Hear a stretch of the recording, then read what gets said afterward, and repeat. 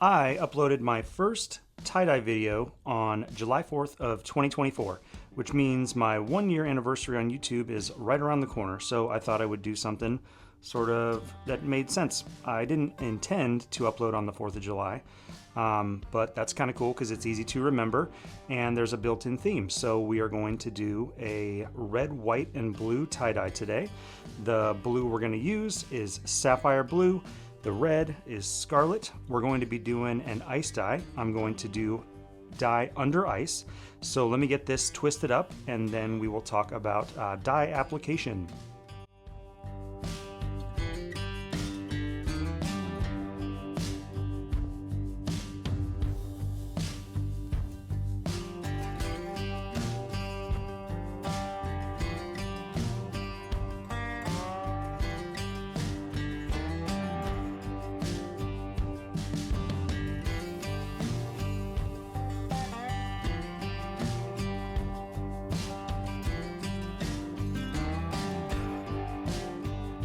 All right, so I've got it in a tub on an elevated rack. I've test fit an ice barrier, but I'm gonna get rid of this because it's gonna be sort of difficult to apply dye with this in position.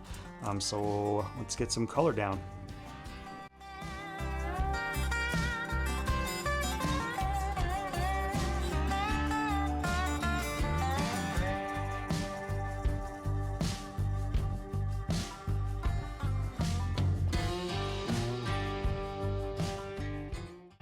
Okay, pretty easy, right?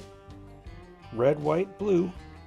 Next thing, we're gonna get the barrier back and then toss some ice on top. All right, it's simple as that. Ice on top. We're gonna get less splitting, a little bit more definition because we're doing a dye under ice instead of dye over ice. But if you're new to tie dyeing, it really is just this simple. There's very little prep. You don't have to make the liquid dyes. I like ice dye just because it's sort of easy to hop in, hop out, and it doesn't take up most of your day. So this needs to be left for a day or two, and then we will pop it open and see what kind of cool color splits we're getting, because I don't know if blue and red are going to play nice together. Also, the white areas are kind of notoriously difficult to keep white, but we're going to give it a shot. So I will see you tomorrow or the next day. All right, well, I like the look of this. There is still some genuine white left, although the red has sort of bled into it a little bit more pink. Backside, this is the side that was against the grating, so the dye bled through to this side. A little bit more red, white, and blue-ish. I think it's actually probably going to turn out to be like a, I don't know, like a pastel red, white, and blue, which I think I like that a lot, actually. This shirt's for my wife, and I got to have it ready in the next couple of days, so let me pop it open.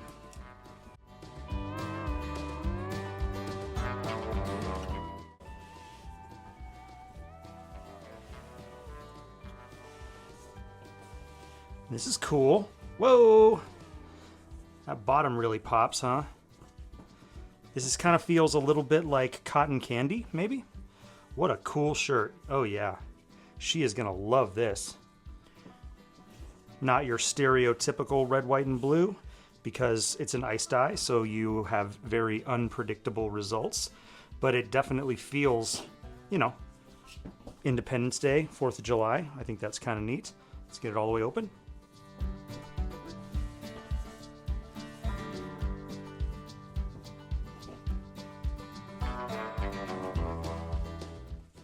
Very cool. Man, it actually, the video of it looks a little bit darker than it does in real life, so it's actually slightly more pastel than this may appear to you. But what a cool shirt. Yeah, she is going to love this. Well, let me get it washed and dried, and then we will button up this episode.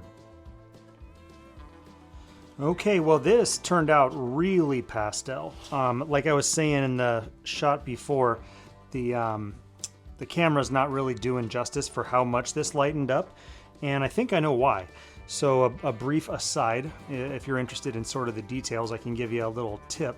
So the way that I handle my soda ash soaks, which is the process that you do to prepare the cotton shirts before you apply tie-dye, is I have a 5-gallon bucket, like a Home Depot bucket, and I make soda ash solution in that. It's 1 cup of soda ash per gallon of water, and then I use an immersion blender, get it all mixed up real nice. But then I just continue to reuse that bucket until it's almost gone, and I am almost to the very bottom of that bucket. And I suspect that maybe either it loses its potency over time, or that it has gotten diluted by adding in a moist t-shirt. So I wash the t-shirt, it comes out of the spin cycle, it's still a little bit damp, and then I chuck it in, so a little bit of water gets in there. All that is to say, if you dig the pastels, don't worry about it. If you want really good saturation, maybe replace your soda ash solution a little more frequently than I did. So essentially don't run it all the way to the bottom. When you get close, might be time to just make new stuff. So thank you very much. I appreciate you watching until the end. And if you're interested in the very first video that I made 1 year ago, that'll be right about there.